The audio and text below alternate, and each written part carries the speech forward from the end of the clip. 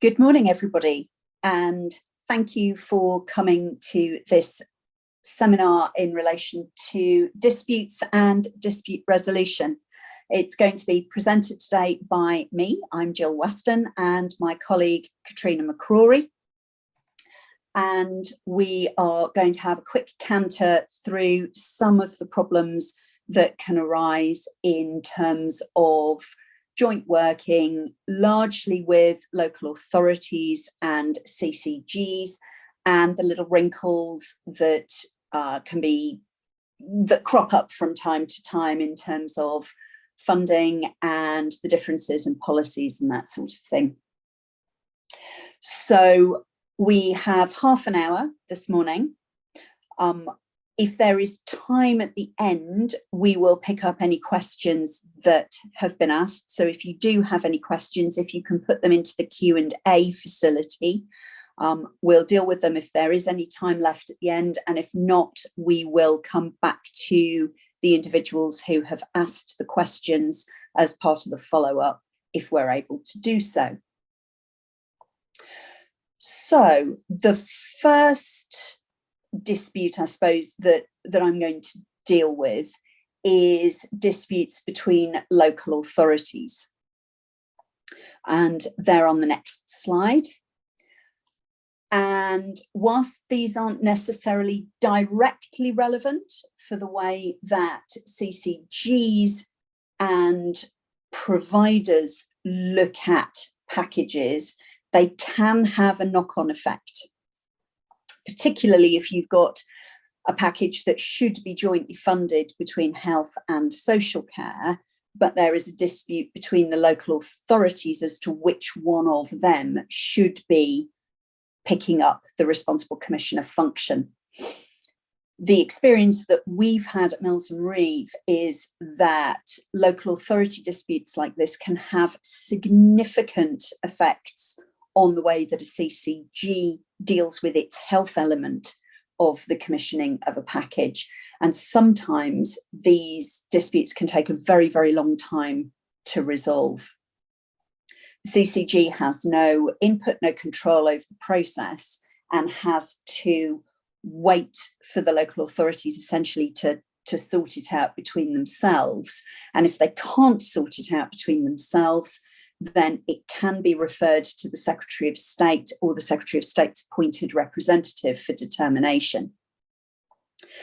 That process for dispute resolution for local authorities is applicable to any care that should be provided under the Care Act, and also in relation to any disputes in respect of Section 117 aftercare. Any referral to the Secretary of State should be made within 4 months of the dispute arising, which sounds like a relatively short space of time, but once it's gone to the Secretary of State, it can take a very long time for it to be picked up and resolved, although things are getting better. And there are some formal regulations that exist that set out what should happen, how the dispute should be managed, and so on. If we could just have a quick look at the next slide, please, Claire. That sets out what is in the ADAS guidance about disputes not adversely affecting the provision of the package of care. And that should be familiar to anyone from a CCG who's been involved in a commissioning dispute. The principle is the same. The fact that there is a dispute should not affect the delivery of care or the meeting of those needs. And the guidance confirms what is in the regulations, which says that it is the responsibility of whichever authority is currently meeting that individual's needs, if those needs are being met, who picks up without prejudice funding, or if there is no current funding in place, it should be the responsibility of the local authority where the individual is currently living, or if the individual is of no fixed abode, then it should be where the individual is actually present at the time when the care is required. So far, so straightforward, but it doesn't quite work like that. The next slide, which you've got up, sets out the regulations and the main principles of the process. I don't think you'll be surprised to see that it requires all of the steps that we're familiar with in health: discussion, collaborative working, coordinated attempts to resolve the dispute, sharing of relevant information so that everybody's working from the same baseline. You try and resolve it at a local level before you escalate up through the system, and everybody is supposed to be working in a constructive and collaborative way. There's then some quite, I think, useful requirements in terms of the information that needs to be provided to the Secretary of State for the purposes of the reference itself.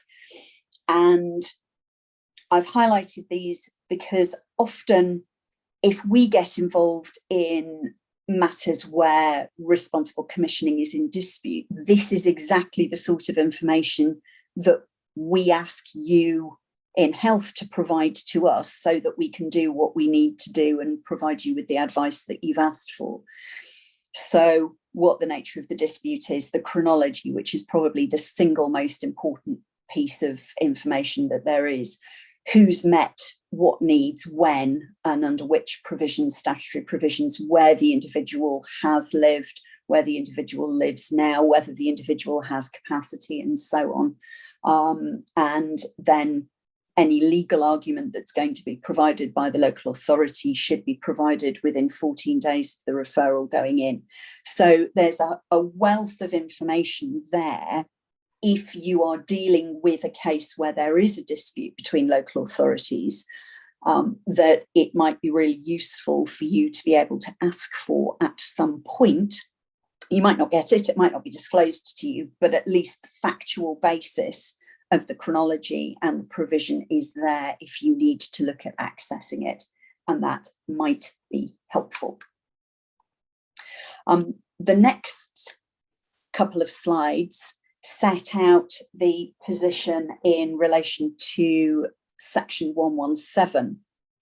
And Section 117 is often a source of confusion and dispute simply because the rules that apply to health are not the rules that apply to local authorities for determining responsible commissioners. So if we could move on to the next slide, please, Claire. Thank you. So there is often a disconnect between the way that health look at who should be a responsible commissioner and the way that local authorities look at who should be a responsible commissioner in relation to Section 117, because the statutory requirements are different. So don't assume that you can identify your local authority commissioner by applying health rules, or that you can identify your health commissioner by applying local authority rules. Where there is a dispute as to which local authority should be the responsible commissioner, one of them should take without prejudice responsibility. So similar to the position that we've just dealt with in relation to Care Act, and that is usually the local authority where the hospital from which discharge will take place is situated. So it doesn't really matter where the patient is going to be discharged to. What is relevant for the purposes of looking at local authority responsible commissioners is the hospital where the patient is currently being detained. And there are a series, well, there is a recent case, although it's a series of connected cases, which is the Worcestershire case, where judgment was handed down on the 29th of March, which confirms that the content of the statutory guidance which says that is correct.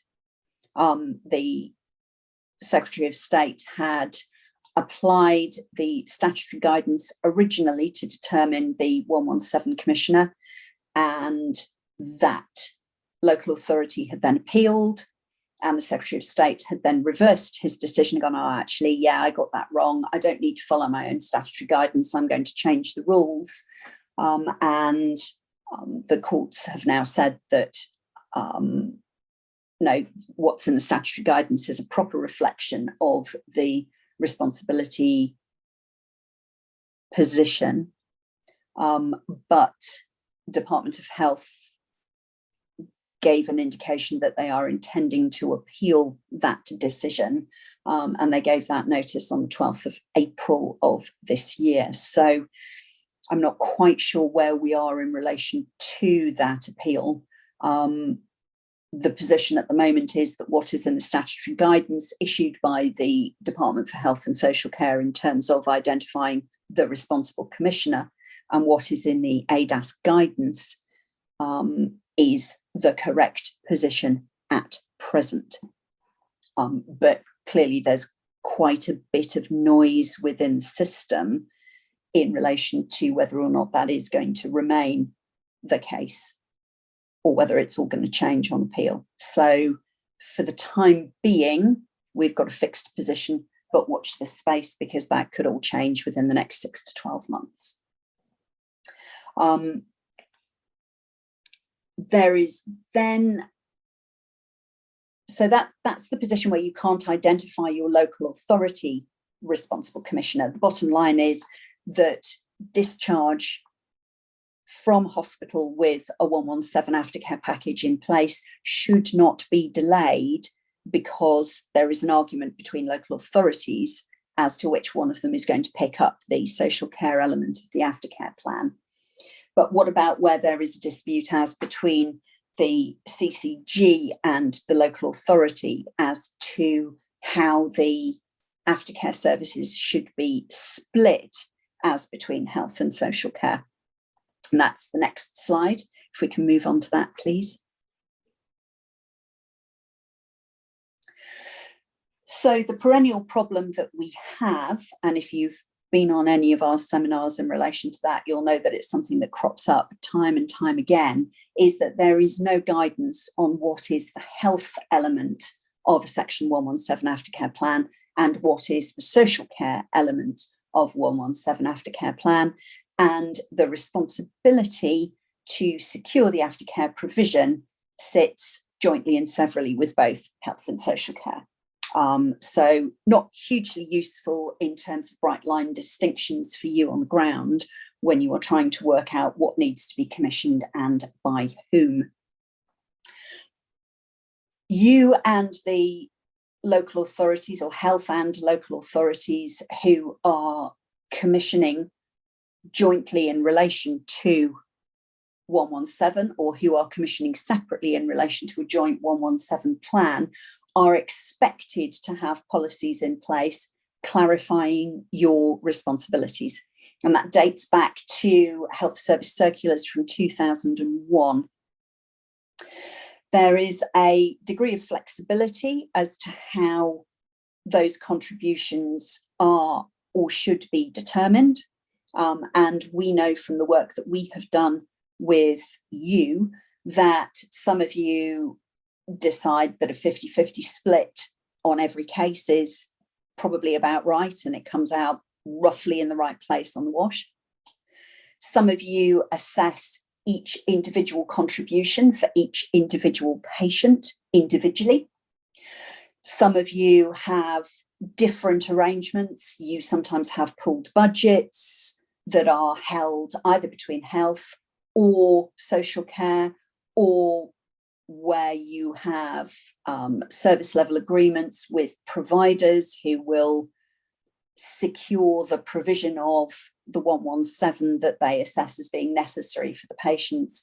And there is a real range of differences of approach depending on what works best for you in terms of your actual commissioning practices. And that's absolutely fine. Some provision traditionally and or clearly falls into the health side of things, and some provision clearly falls into the social care side of things.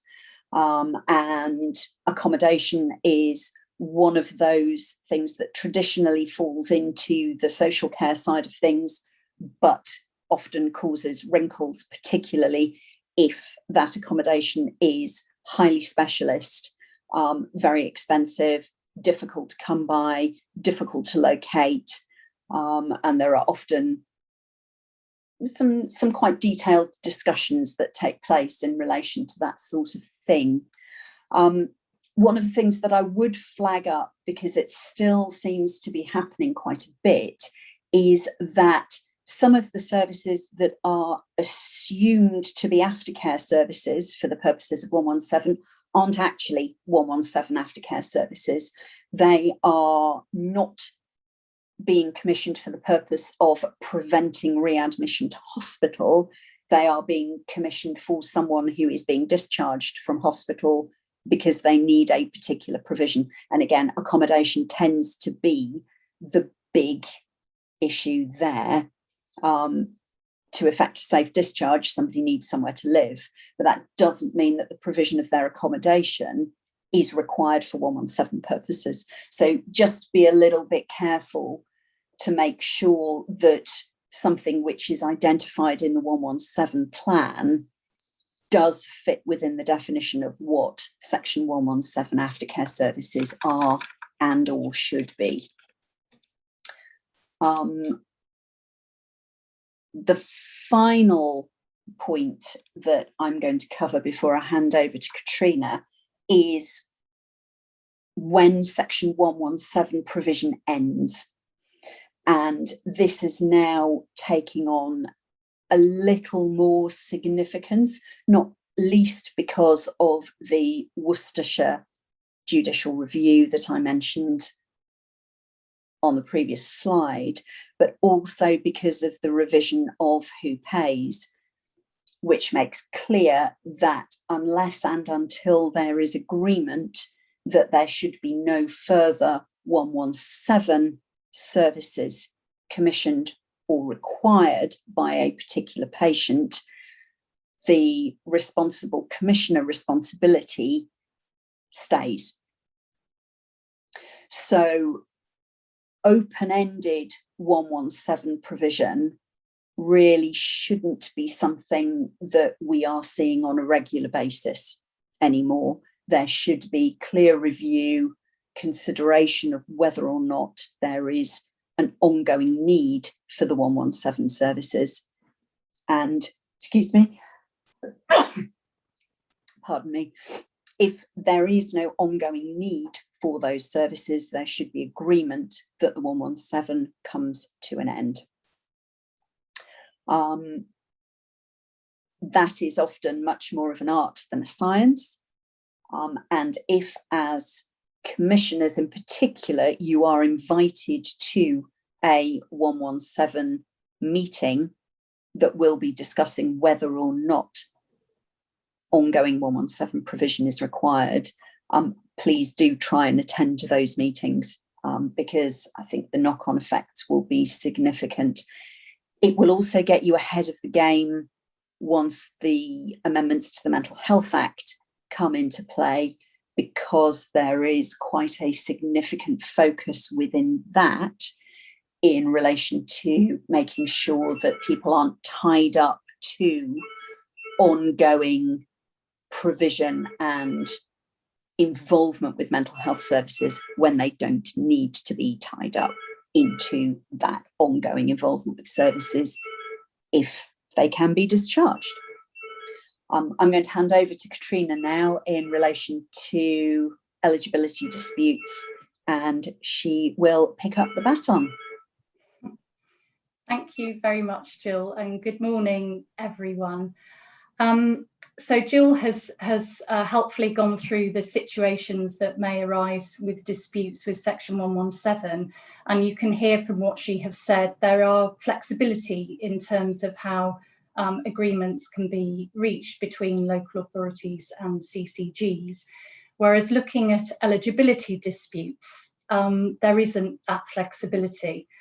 Someone is eligible for continuing healthcare or they aren't. And so that, with the financial consequences that comes from that, that can mean that there are disputes, which I'm sure you're all very aware of here today, and all quite familiar with the process. So the first thing to say is that there, as we know with continuing healthcare, there are a set of regulations that sit behind that. And within those regulations, it's not a flexibility of whether there should be a dispute resolution process. It is a must. The CCG must agree a disputes resolution process. So there's no detail within the regulations about what that is, but it is very clear that there must be one. So then the national framework, which is a statutory guidance, so needs to be followed, then provides some more flesh on those that requirement that there must be a dispute resolution process, and it also provides some useful guidance on the pre-dispute matters, which actually in some ways is really important and reflects some of the things you've already heard that Jill has set out in terms of local authority disputes. So before the work that needs to be done before there is a dispute in order to avoid those disputes is that there should be some local protocols about how the process of eligibility assessments is going to be conducted and how the local authority will input into that. So those local protocols should deal with how a CCG will consult with the local authority, how the local authority discharges its duty to cooperate with the CCG, a development of a partnership that is a genuine partnership about working together, how there will be resolution of disputes or pre-disputes early and informally, and importantly, to keep the person at the centre of the process without being distracted about sort of, disputes between public authorities. And another thing is about the training, which again, from our experience working with CCGs and local authorities, trying to get on the same page in terms of what the process is and what we're trying to achieve and what the framework is and what the regulations say is really important, so that you're all singing from that same hymn sheet to start with, which can avoid disputes in the future. So then in terms of the actual dispute resolution process, which I'm sure you're all familiar with, there's the formal stage. So if you've decided actually informal processes aren't working, we need to go to a more formal stage. That first stage is to managers who have delegated authority to try and attempt resolution between the public authorities. If that doesn't work, there's an escalation to even more senior managers. And then finally, if that doesn't work, it's independent arbitration. So within that process, timelines should be agreed. And again, as Jill has set out with the local authority disputes, funding and support for that individual that is at the centre needs to be agreed about how that's going to be done. And that individual arrangements need to be made to ensure that that individual is kept informed. The guidance, the framework does also say that it is the CCG's process. It is, the regulations are clear about this. This is a CCG decision. So a CCG may choose to actually make their decision about eligibility at any point during this process. But the important thing is that there is an agreement about how funding arrangements and arrangements for care are made within that process. So moving on, Claire, could we go to the next slide, please? One area that we are seeing more and more difficulties and disputes that have not been resolved, so there is legal advice being taken, is with children's continuing care. So of course with children we don't have that regulatory framework behind this, but we do have the framework, the national framework for children. That doesn't provide as much detail as in the adults framework, but there is a section dealing with disputes. And that's paragraph 92, paragraph 93. Again, the principles are very much the same, but I would just check that you do have a disputes resolution process for children, because we've seen that is something that can fall through the net. The process with adults is more, it's more established. With children, sometimes when you actually find yourself in a dispute, that sort of agreed process between the CCG and the local authority isn't there. What the framework does say is that there should be a dispute resolution process in terms of send disputes, and very often it's a sensible thing just to attach the children's continuing care, any disputes that come up as a result of that, to that send dispute resolution process, which seems ultimately very, very sensible. Claire, could we go to the next slide, please? So those are just examples of where there may be disputes and the sorts of frameworks and assistance there is to for you to think about how those can be resolved. And mostly it is, you know, having conversations, communication, and ensuring that there is something that everybody has agreed and is clear of if the dispute arises.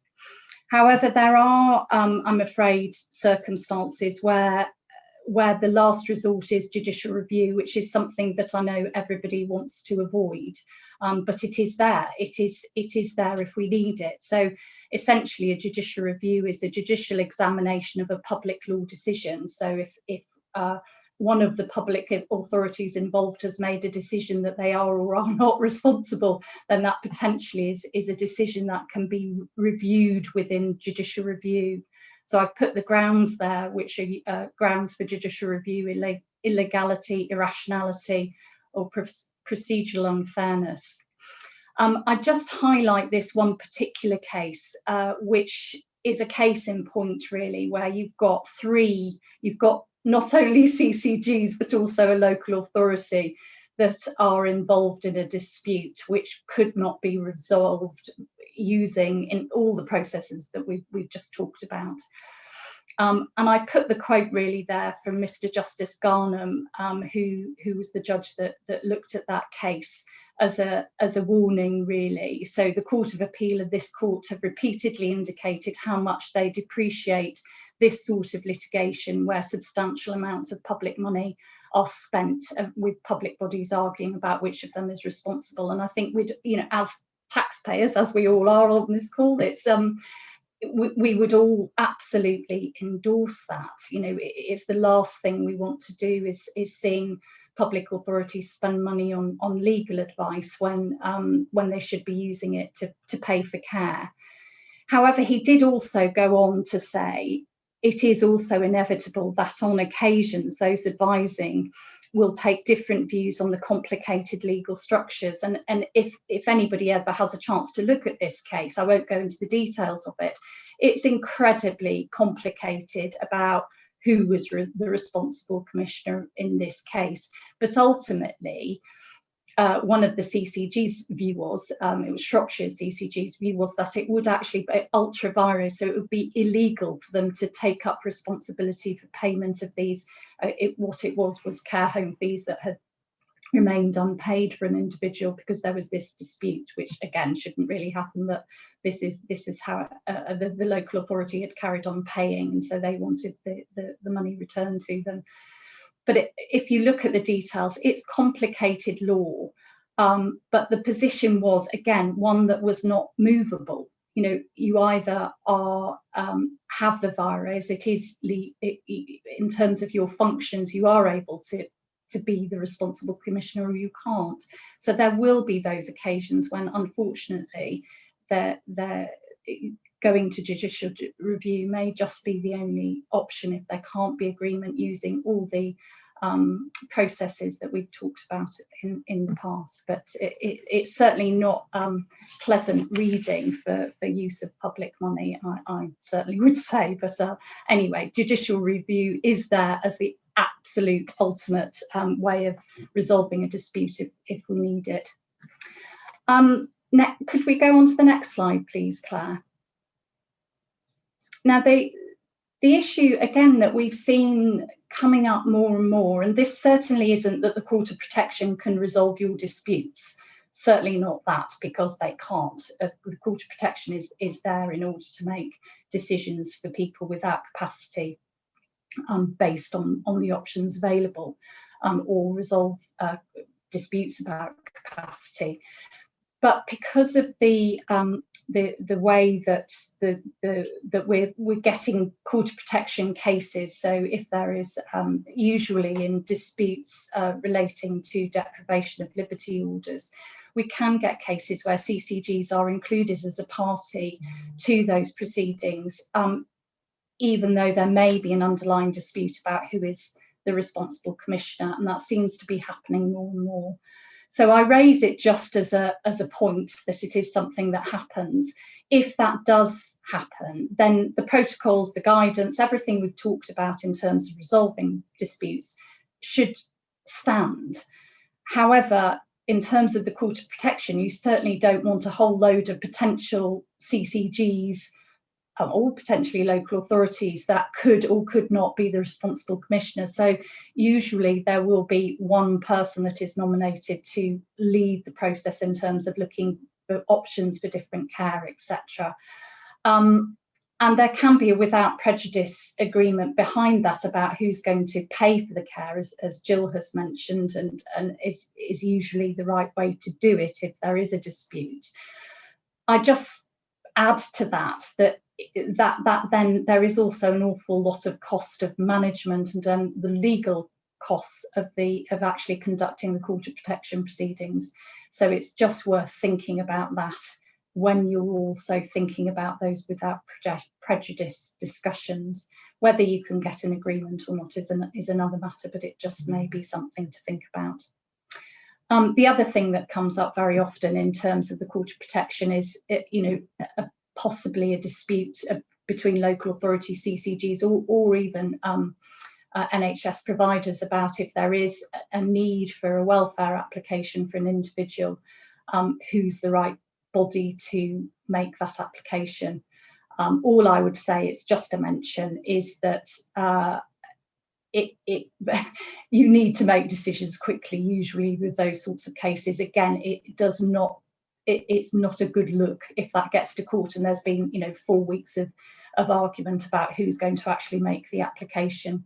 Essentially, when an application is made, there is a cost of doing that, but once the right people are party to the application, the costs do tend to sort themselves out. So I would say usually we may have a very strong view about one or other person that is responsible for doing that, but ultimately it's about coming to an agreement as quickly as possible and getting the right application made at the right time. So I am very conscious that we're just going over a little bit. I think, yes, next slide please, Claire. This last slide is disputes between health bodies. I'm not going to go into, I'm just mentioning it, it's here for you. We have, however, done another podcast on this actual topic, so we will send round that when to everybody that's come here, so because I don't really have time to go into it, but you'll all be aware that in the Who Pays guidance came out last year, there's a specific dispute resolution process that relates to CCGs and the NHS England commissioning team at Appendix 1 of that guidance. It only relates to England. It doesn't relate to disputes with local authorities or cross-border disputes. So a lot of the things that we've been talking about today, it may not apply, but it's certainly there, and the principles of it are excellent principles to take, even if your dispute doesn't fit within this criteria. But as I say, we'll make sure that is sent around to you, anyone that missed it in the past. And then I think that leaves us to the final slide, which is really just a summary of what we've said. Strategies, communication, it has to be right, make sure everybody understands the processes. So before you even get to this dispute, there's such a lot of work to be done about communicating with each other and ensuring you all know what you're trying to achieve and agree how you're going to achieve it. sharing information, escalation, again, on the agreed process as and when necessary, and starting informally, and keeping the patient front and centre, of course. But then finally, as we mentioned with that judicial review case, there may be some cases that I'm afraid help needs to be asked for, not necessarily from lawyers, but again, through the Who Pays guidance does suggest alternative methods of making sure you get the right advice when you need it. And that was a very quick canter through the process. We are over time, so I think we're going to have to, if there are questions, I can see that there is one, but I don't think that we will be able to answer that because we're now a little bit over, but we will make sure that we get that response to you, and anybody else that wants to put any questions in, then please do so, and we will make sure that we get back to you. Thank you very much. Thank you.